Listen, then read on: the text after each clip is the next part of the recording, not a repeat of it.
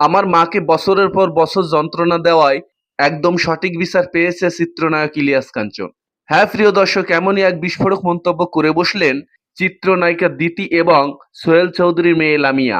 বাংলা চলচ্চিত্রে প্রয়াত নায়িকা পারভিন সুলতানা দিতির মৃত্যুর বহু বছর পর চিত্রনায়ক ইলিয়াস কাঞ্চনকে ঘিরে বড়সড় মন্তব্য করেছেন দিতির মেয়ে লামিয়া।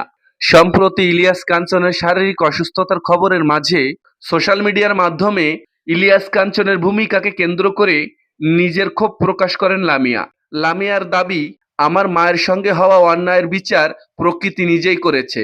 চিত্রনায়ক সোহেল চৌধুরীর মৃত্যুর পর দুই সন্তানকে নিয়ে চরম অসহায় এবং একাকী হয়ে পড়েছিলেন চিত্রনায়িকা দিতি। সন্তানদের নিরাপদ আশ্রয়, সুরক্ষা এবং ভবিষ্যতের কথা চিন্তা করে পরবর্তী পর্যায়ে ইলিয়াস কাঞ্চনকে বিয়ে করেন দিতি। তবে সেই স্মৃতি মোটেও সুখময় ছিল না বলে সম্প্রতি এক সাক্ষাৎকারে আবেগঘন কণ্ঠে জানিয়েছেন দিতির মেয়ে লামিয়া।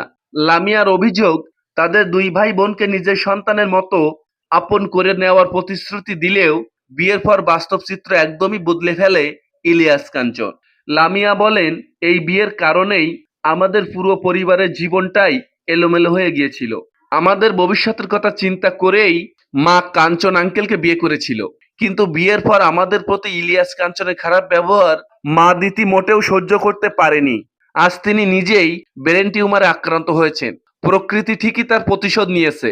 সবকিছুই আল্লাহর পক্ষ থেকে হয়েছে। তো দর্শক, এই বিষয়ে আপনাদের মূল্যবান মতামত জানাতে পারেন আমাদের কমেন্ট বক্সে। ভিডিওটি ভালো লাগলে চ্যানেলটি সাবস্ক্রাইব করে পাশে থাকার জন্য অনুরোধ করছি। ভালো থাকবেন, ধন্যবাদ।